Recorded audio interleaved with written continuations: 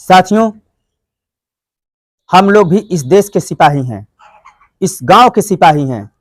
जिस तरह से सरहद पर रखवाली करते हैं हमारे फौजी भाई, उसी तरह से हम लोग अपने गांव की रखवाली करते हैं। लेकिन महज वेतन के नाम पर 2500 रुपया मिलता है। यह बहुत बड़ी दुख की बात है और हम लोगों को अब चुप नहीं बैठना है। चाहे हमारे राजू शुक्ला जी हों, चाहे सूर्यमन पासवान जी हों या अन्य कोई भी साथी हो, अब आप लोग मैदान में खड़ा होना है, क्योंकि आप लोग देख चुके कि हम लोग न्यायपालिका में गए लेकिन सिफारिश ही सिफारिश। तो सिफारिश हम लोगों को क्यों न खुद हम लोग योगी बाबा से, अपने सरकार से, इस सिफारिश के लिए हम लोग एकजुट होकर अपने सरकार से इस मांग को मनवाने का कार्य करें। साथियों, राजू शुक्ला ने समय गंवाया, आज 3 साल गुजर गए जबकि रिजल्ट 0 आया। तो अब हम लोगों को एकजुट होकर मैं निवेदन करना चाहूंगा अपने साथियों से कि जो भी साथी हैं इधर उधर भटके हुए हैं, आज उनके आंखों में सिर्फ आंसू छलक रहे हैं कि हम लोगों को मांग पूरी नहीं की गई।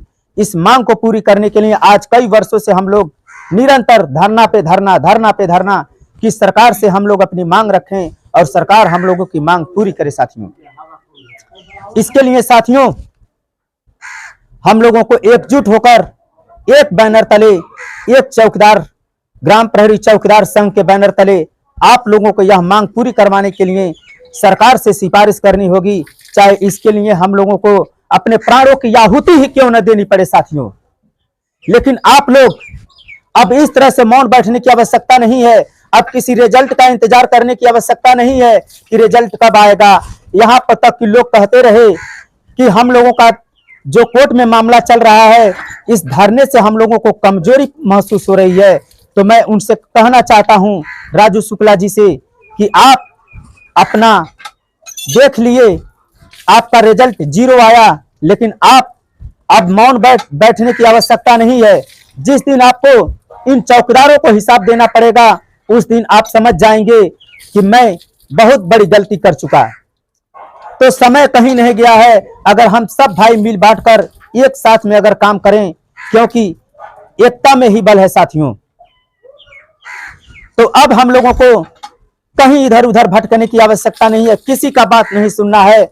अब हम लोगों को चौकीदार, ग्राम प्रहरी चौकीदार संघ के बैनर तले इस लड़ाई को लड़ने के लिए हम लोगों को एकजुट होकर सरकार के पास जाना चाहिए और सरकार से अपनी गुजारिश करके, सिफारिश करके माननीय मुख्यमंत्री जी से अपने मांग को मनवाने के लिए हम लोग एकत्रित हो जाएं और उन्हीं का सिफारिश करें। उन्हीं के द्वारा जब सब कुछ होना है तो हम लोगों को इधर उधर भटकने की क्या आवश्यकता है। और जो भाई घर पे बैठे रहते हैं, घर से ही सब कुछ जानना चाहते हैं, मैं उनसे एक बार कह देना चाहता हूं कि जब तक आप सरहद पे नहीं जाएंगे, लड़ाई नहीं लड़ेंगे, तो देश को कैसे आजाद कराएंगे। और देश को आजाद कराने के लिए हमारे फौजी जवान अपने परिवार को छोड़कर, अपने बाल बच्चों को छोड़कर उस सरहद पर पहुंचते हैं जहां पे हमारे दुश्मन निगाहें बैठाए रहते हैं कि कब यहां से फौजी थोड़ा सा हटे ताकि मैं उपद्रव मचा सकूं। तो उन फौजी भाइयों से सीख लेनी चाहिए जो सरहद पे लड़ाई लड़ते हैं। तो आप लोगों को तो सिर्फ अपने हक के लिए लड़ना है, और जो अपने हक अधिकार के लिए नहीं लड़ सकता उसको चुल्लू भर पानी में डूब के मर जाना चाहिए। दोस्तों, मुझे बहुत दुख हो रहा है कि जो आज हम लोग, जब से देश आजाद हुआ तब से हम लोग अपनी आजादी की गुहार लगाते रहे कि देश आजाद हुआ, मगर चौकीदार नहीं आजाद हुए। और इस आजादी के लिए हर व्यक्ति को अपने घर से निकलना होगा, हर एक चौकीदार भाई को और मुख्यमंत्री जी के शरण में जाना होगा और उनसे अपनी गुहार लगानी होगी, क्योंकि हमारे भी बच्चे हैं, उनके भी एक सपने होते हैं कि हमारे पापा का सैलरी अच्छा होता तो हम भी अच्छे स्कूल में पढ़ते, अच्छे घर में रहते। हमेशा स्कूल में एक बार फीस देकर आते हैं, दूसरी बार फिर कर्जा उससे ज्यादा चढ़ जाता है। एक तरफ बच्चों को पढ़ाना लिखाना, दवा कराना, अनेक समस्याएं हैं। और इस अल्प वेतन 2500 रुपए में हम लोग किस तरह से गुजारा करते हैं, यह माननीय मुख्यमंत्री जी को यह बात सोचने की आवश्यकता है और देखने की जरूरत है। वह मुख्यमंत्री हैं, जब भी देश में कुछ होता है, अपने प्रांत में कुछ होता है, अपने उत्तर प्रदेश में कुछ होता है, तो माननीय मुख्यमंत्री जी वह जान लेते हैं और उस पे संज्ञान लेकर उसका निवारण करते हैं। लेकिन इन चौकीदार भाइयों का निवारण करने के लिए आखिर मुख्यमंत्री जी क्यों मौन बैठे हैं? क्या हम उनके परिवार नहीं है? क्या हम उनके बच्चे नहीं हैं?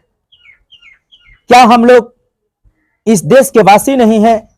क्या हम इस देश के, इस गांव के सिपाही नहीं हैं? ऐसा दुर्व्यवहार आखिर हम लोगों के साथ क्यों? अंग्रेज ने जिस हालात में छोड़कर चला गया, उसी हालात से आज चौकीदार गुजर रहे हैं। आखिर आप सरकार हैं, आप हमारे राजा हैं, आपको इस बात को संज्ञान में लेना चाहिए। और हमारे माननीय मुख्यमंत्री जी से मैं निवेदन करता हूं कि हमारे चौकीदार भाइयों का वेतन अच्छा कर दीजिए, ताकि इनके आंखों में आंसू न आए, इनके आंखों में एक खुशी की झलक दिखाई दे और ये लोग कहें कि हमारी एक सरकार, माननीय मुख्यमंत्री जी थे जो हम लोगों के परिवार के लिए कुछ अच्छा करके गए। तो मैं माननीय मुख्यमंत्री जी से गुजारिश करना चाहूंगा हाथ जोड़कर कि हम चौकीदारों का बेड़ा पार आप ही लगा सकते हैं। आपके सिवा इस दुनिया में हम लोगों को कोई कुछ नहीं कर पाएगा, सिर्फ आप हैं हमारे मसीहा। और मैं अपने चौकीदार भाइयों से कहना चाहूंगा कि अब आप लोग घर से निकलिए और माननीय मुख्यमंत्री जी के शरण में पहुंचने की अब हम लोगों की आवश्यकता आ चुकी है। चाहे हमारे राजू शुक्ला जी हों, चाहे अन्य कोई व्यक्ति, श्रीमान पासवान, हरिओम कठेरिया सर जी, सभी लोग एकजुट होकर अब आप लोग अपने घर से निकल के अब माननीय मुख्यमंत्री जी के शरण में हम लोगों को पहुंचने की आवश्यकता आ चुकी है। अब हम लोग घर में बैठेंगे तो समय ज्यादा व्यतीत हो जाएगा और हम लोगों को कुछ नहीं मिल पाएगा, क्योंकि आप लोग अब कोर्ट का रिजल्ट देख लिए हैं, सर्वे पर ही हैं माननीय मुख्यमंत्री जी। आपको माननीय मुख्यमंत्री जी के शरण में हम लोगों को चलना चाहिए। और सभी भाइयों को जो भी आज तक टिप्पणियां हुई, एक दूसरे को लोग अब शब्दों का प्रयोग किए, आप लोग इन शब्दों को भुला जाइए, क्योंकि शाम का भूला अगर सुबह को घर आ जाता है तो उसको भूला नहीं कहते। हम सब भाई एक हैं और एकजुटता में ग्राम प्रहरी चौकीदार के बैनर तले आकर हम लोग सरकार से अपनी मांग को करें। जय हिंद, वंदे मातरम, वंदे मातरम।